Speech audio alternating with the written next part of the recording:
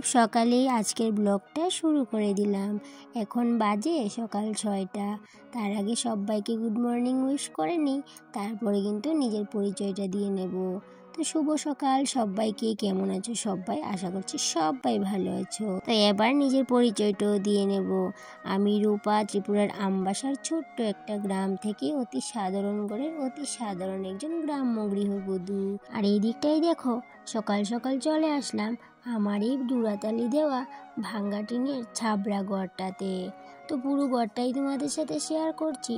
তো জুড়াতালি কেন বললাম বলো তো? এই দিকটাই দেখো, নিচে ফ্লোরেও কিন্তু জুড়া দেওয়া, আবার তার সঙ্গে কিন্তু আমার টিনের যে চারিদিকে বেড়াটা আছে ওই বেড়াটাও কিন্তু সমস্ত টিনটাই জুড়া দিয়ে করা হয়েছে। ওই যে জংকার পরা টিন দিয়ে করা হয়েছে। কিন্তু এই রান্নাঘরটাকে আমি কিন্তু খুব সুন্দর করে সাজিয়ে নেব। তো এই জং ধরা টিনের ঘরটাকেই কিন্তু আমি সাজিয়ে গুছিয়ে ওই একরকম মডুলার কিচেনই বানিয়ে তুলবো। আর তোমরা তো আমার আগের মডুলার কিচেনের ভিডিওগুলো দেখেছো, অবশ্যই যারা দেখেছো তাদেরকেই বলছি। তো আমার এই যে আগে যে টিনের রান্নাঘরটা ছিল ওই ঘরটাকেও কিন্তু আমি খুব সুন্দর করে সাজিয়ে রাখতাম। আর এখন কিন্তু ওই যে এখন চেঞ্জ করা হয়েছে রান্নাঘর, কিন্তু এতদিন তো রান্নাটা আমি অন্য রুমে করতাম, তাই জন্য তোমাদের সাথে আমার কিচেনটা শেয়ার করা হয়ে ওঠেনি। তো তোমরা আমার আগের ভাঙাচোরা মডুলার কিচেনের ভিডিওগুলোতে অনেক ভালোবাসা দিয়েছো।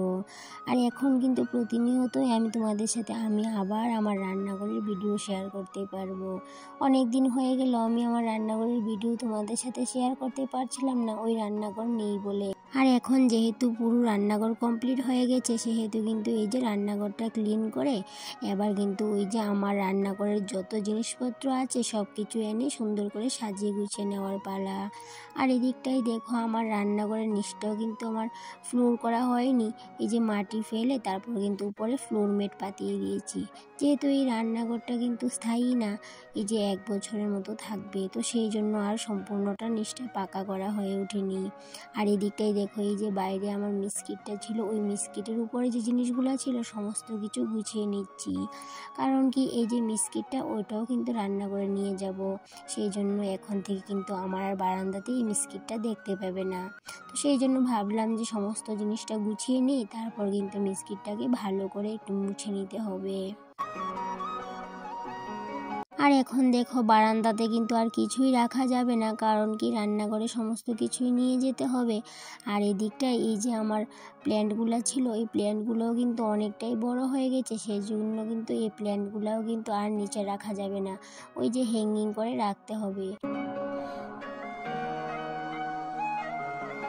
আর এইদিকে দেখো, বারান্দাতে এই মিস্কিটটা থাকতে থাকতে কতটা ধুলা জমেছে, তাই জন্য ধুলাগুলোকে একটু ভালো করে মুছে নিচ্ছি। একটু পর কিন্তু এই সমস্ত জিনিস রান্নাঘরে নিয়ে যেতে হবে, তাই জন্য সমস্ত কিছুটাই পরিষ্কার করে নিচ্ছি ভালো করে। আর এইদিকে দেখো, তোমাদের সাথে আরেকটা কথাও শেয়ার করে নিচ্ছি, সেটা হলো এই যে নতুন রান্নাঘরে যাচ্ছি, তাতে কিন্তু এই যে নতুন রান্নাঘরে যাওয়ার জন্য নতুন করে কিছুই কিন্তু কেনাকাটা করা হয়ে ওঠেনি। আর এই যে ঘরে থাকা যে আগের পুরনো জিনিসগুলো ছিল সেইগুলোকেই কিন্তু ভালো করে ধুয়ে মুছে পরিষ্কার করে নিচ্ছি।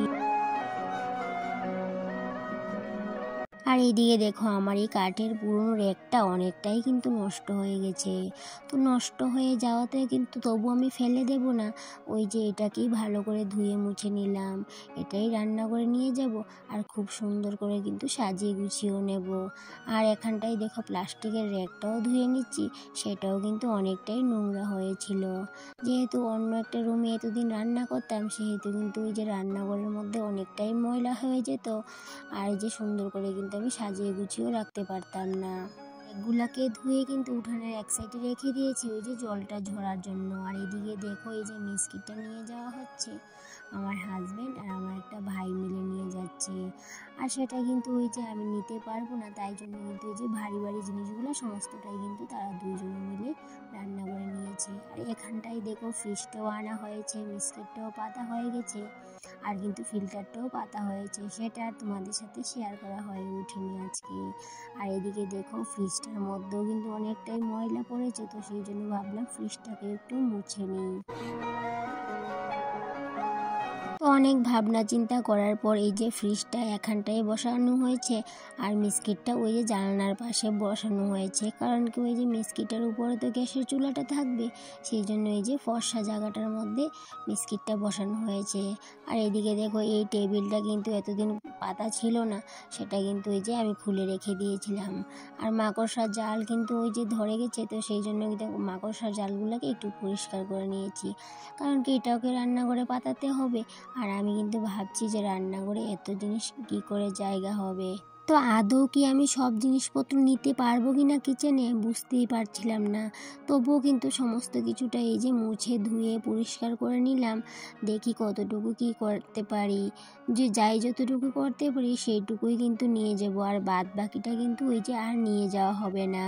তো প্রথমে ভেবেছিলাম টেবিলটাকে আজকেই নিয়ে রান্নাঘরে পাতিয়ে দেব, কিন্তু পরে ভেবে দেখলাম যে রান্নাঘরে আজকে পাতাবো না, কারণ কি রান্নাঘরের কিছু টুকিটাকি জিনিস ছিল সেইগুলো কিন্তু ওই যে ধোয়া হয়নি, তো ভাবলাম এগুলাকে ধুয়ে কোথায় রাখবো, সেই জন্য এই যে টেবিলটার মধ্যেই কিন্তু রেখে দেব। আর ঘরের কিছু কৌটো কিছু বাসনপত্র অনেকটাই নোংরা হয়েছিল, তো এই বাসনগুলা কিন্তু না ধুলে চলতোই না, তাই জন্য কিন্তু এই যে সমস্ত কটা বাসন ধুয়ে এই টেবিলটার মধ্যে মেলে দিলাম। আর হ্যাঁ বন্ধুরা, তোমাদের সাথে না আরেকটা কথা বলতে ভুলেই গেছিলাম, সেটা কি বলো তো, সেটা হলো তোমরা না অনেকেই ভালোবেসে আমার ভিডিওটা দেখো, কিন্তু ওই যে একটা লাইক করতে ভুলে যাও।